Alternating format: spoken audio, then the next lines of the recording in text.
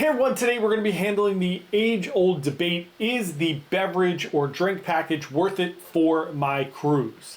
There are a lot of pros and a lot of cons, so let's go talk about it. Hey everyone, John here from Bite Size Cruises. Welcome back to the channel. Today we are handling the drink package debate. So I know there's a lot of people on both sides of this issue that will fight to the death and die on the hill of the drink package battle, but let's really get into it. There are a lot of pros and a lot of cons. We're going to go through each of those, but first let's just talk about the price. So generally speaking, at this point, most cruise lines have a specific price for each level of their package. There's obviously the non-alcoholic package for minors and for people that just enjoy maybe soda or juices and things like that and some coffee. Then there are the drink packages that include drinks up to a certain tier, maybe it's 13 bucks or 14 bucks. And then there's usually a premium beverage package that handles some top shelf stuff up to maybe $15 to $17 per cocktail or drink. Remember, in all of these, if you are someone who drinks Johnny Walker Blue or you want to try expensive glasses or bottles of wine, those things are generally not going to be included, or you're going to pay a high premium. Also remember, with all of these drink packages, if your drink package pays for a drink up to $13 and you buy a $15 drink, you don't have to spend $15 on that drink. It's just a $2 upcharge on top of your drink package. Some of these include coffees or specialty coffees. Some don't. Most of them do not include Starbucks if there is a Starbucks on board. So with all of those caveats out of the way, let's talk about it a little bit. If you love soda and you love soft drinks and some specialty coffees, and the idea of paying maybe $15 to $20 per day for that type of a package, that seems reasonable to me. If you drink a few sodas, if you drink some coffee, you're probably going to do pretty well on that package. And even if you don't, it's fine for the convenience of it, right? So let's zero those out. If you have a child that drinks a lot of soft drinks or you do, I don't have any issue. I think those are pretty substantially beneficial if you're going to do them. Let's get into only alcoholic packages. So if you're doing the alcohol package, and say most of them for the cruise line start at 50 some and they go all the way up to 80 to 90 to $100 a day. In my experience, most of the break-even points are about 7 drinks per day if you're drinking cocktails or wine. If you're drinking beer, it might skew a little bit lower, so you might be able to get 8 or 9 beers in there for your drinks, which means you're actually drinking more to kind of hit the break-even point of your drink package. So let's talk about the pros. The first pro for me is convenience, right? If you just want to get on the cruise ship and not have to worry about every time you're taking out your card thinking, okay, it's $13 or that's $17 or that's $8. I want to get this drink, but I don't want to pay another $10, right? So you start getting into that mindset. And I know even I do that. I'm going on this cruise on the MSC Seashore in just a few days, and I don't have the drink package. And one of the things I'm thinking about is, okay, I get a bottle of wine in my room or champagne, and then if I have a glass of wine every night, then at the end of the cruise, I'm gonna be at about $100 and some dollars. Like, where is it worth it to me? On this cruise, it's not. I'm not a big drinker, so most of the time it's not gonna be worth it. So convenience is your first pro. So definitely worth it if you just don't wanna think about it and you wanna have that check done. I paid for it 6 months ago. It doesn't exist in my brain. I don't care that I paid $1,000 for it. I'm going to drink whatever I drink and I'm not going to care. The second one is there is a cost savings if you are a heavy drinker. I talk to people a lot and they will say, hey, I like to get up in the morning when I'm on vacation. I like to get up. I like to maybe have a mimosa or two. Maybe I'm getting a Bellini at breakfast. Then I'm going to head out to the pool deck. I'm going to have a Bloody Mary. That's 2 drinks. Then for lunch, I'm going to have maybe 2 cocktails. That's 4. And then I'm going to have some wine or a cocktail with dinner. I'm going to have something before or after dinner. Go to the show. I'm going to have another drink. You're already covered, right? So that's 7 or 8 drinks right there.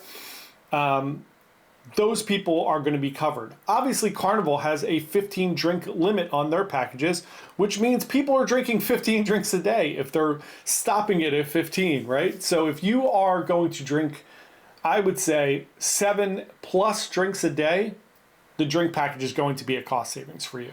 Again, you're going to get both the convenience of not having to worry about it and the convenience of, I'm going to drink a lot. I'm on vacation. I want to enjoy myself. Let's go. So next up, you're going to get a variety of beverage options. So the same thing, right? If you are interested in maybe some, instead of getting Tito's or some whatever their well vodka that they're using is, and you would like to drink Grey Goose, or you want to drink some other type of vodka, or you want to get maybe Johnny Walker Black or Green if they're included in your package. And you don't have to worry about like, okay, well this drink's going to be 12, this one's going to be 14. You just know that they're covered. And if you're drinking something a little bit exclusive, you're going to have to pay a little bit extra. Also, when some people think about the drink package, I think that they don't think about, okay, not only am I going to get alcoholic drinks, but maybe I drink soda during the day and I drink drinks and stuff at night. So then maybe those 4 or 5, if you're having soft drinks or specialty coffees a day, that might be another $20 a day that you're going to factor into your drink package. Maybe if you're on Royal Caribbean and it includes smoothies or something like that, or fresh pressed juices, then you're going to be able to benefit from those things. So you get that variety of beverage options. Another pro for me is going to be predictable budgeting. So if you want to sit down before your cruise and go, okay, I'm going to spend $7,000 on this cruise, that's going to include my cruise fare, my port fees and taxes, my gratuities, my excursions, my drinks, my specialty dining, and everything else. That's awesome. This way you know exactly what you're going to pay instead of getting on the ship and saying, okay, I'm going into this at $6,000 and I may come out of it at $6,500, I may come out of it at $8,000, depending on how much money I spend. To me, those are my pros. Let's have a fun question in the comments below. Are you a big advocate of the drink package? Do you always get the drink package, never get the drink package, or it depends on the price of it? Let me know in the comments below. Love to hear your feedback on that. Also, at this time, we'd love to ask you to like this video if you're finding it helpful, and please subscribe to our channel. We would love for you to be part of our community here. We put out a brand new cruise video every single day. I don't know how I do it sometimes, but we do a video every single day. So please come and join us. We do a live stream on Wednesday nights where we talk about cruising, we answer questions, and we just join our friends in the community to talk about our passion, which is cruising. Thank you so much in advance, and let's get into the cons of the drink package. So our first con today is just a high upfront cost. So yes, you may be paying, if it's 2 of you, you may be paying over $1,000 just for your drink package. You may be on a budget cruise that you didn't even pay $1,000 for the cruise, and now you're going to pay $1,000 to the drink package. So is it worth it for you to do that up front, to dish out all that money, where you can wait till you get on board and then just buy drinks individually? Next up, limited availability. This isn't a huge one for me anymore because I don't think they really limit it to the extent where it could be an issue. But some cruise lines do have a drink package limit where they will only sell so many unlimited drink packages. But I think at this point, with the cost of the drink packages, they're going to continue to sell them to get that extra money. So the other con for me is not really the limited availability, but it's the, once you get on the ship, that drink package is going to be more money. So if you don't buy it way ahead of time and you wait to get on the ship, it's a little bit of a con. It still goes into the like, okay, well, I'm going to get the drink package. So it's just a pro tip of, if you're going to get it ahead of time. Don't wait till you get on the ship. Next one is restrictions or exclusions. So I do notice every time I go on an MSC cruise, there are notifications in the drink packages that say, this does not include specialty dining or Venchi. I've never seen that put into place. I've never gone to Ocean Cay or Teppanyaki, their hibachi. I've never gone there and have them set, and like with my drink package, I'll order like a glass of wine. Never had them say no or this isn't included in your drink package. So I'm not sure where that distinction is, but some cruise lines do have exceptions of certain venues where the drink package doesn't work. Like maybe the private islands. We just got off of Norwegian, went to Harvest Key, and the drink package does not work on that island. Luckily, if you're on Royal Caribbean, it does work on Perfect Day at Coco Key, so you are good there. But just be aware of any exclusions or restrictions. And really, for me, the biggest con is just the pressure to consume. So for me, I am not a huge drinker. So if I get on a ship and I know I have the drink package, I do find myself drinking more because I'm trying to kind of get a little bit of value out of it, even though I'm never going to get the value out of it that I should. I don't think there's ever been a cruise where I've had 7 or 8 drinks in a day.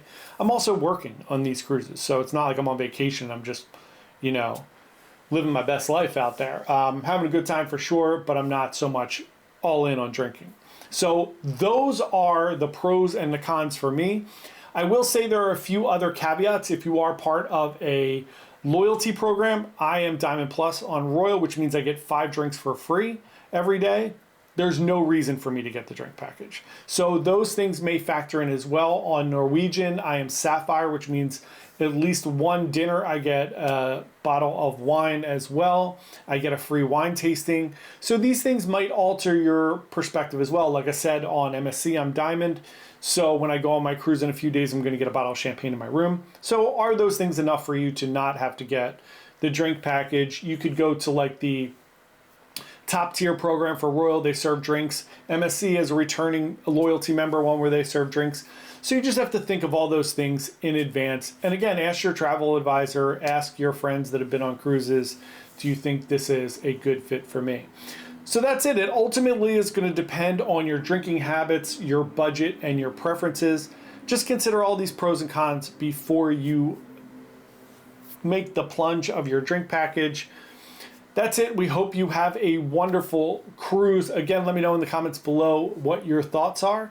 And thank you so much for watching. Happy cruising. See you tomorrow. Bye.